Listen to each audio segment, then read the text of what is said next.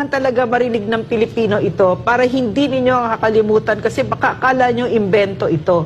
No, nung kami ay nakaupo dyan at kakain kami at uupo kami kasama si President Duterte, sasabihin niya ganito, yan lang yung ulam natin. Meron tayong piniritong isda, may miswa tayo, meron tayong, iniisa-isa niya, meron tayong prutas, may dessert, may kanin.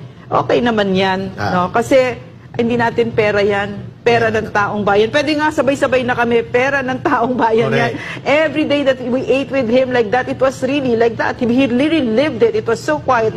And let me tell you the difference. When I went back to Malacanang, under this president, I was so shocked at what I saw. There was a buffet spread with steak and lobsters in the middle of the day.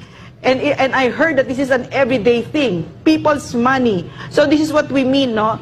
Kailangan hindi tayo papayag sa ganito. Kailangan meron tayong isang gobyerno na nahihiya sa taong bayan. Na maliwanag sa kanila. Katulad ng sinabi ni Eric,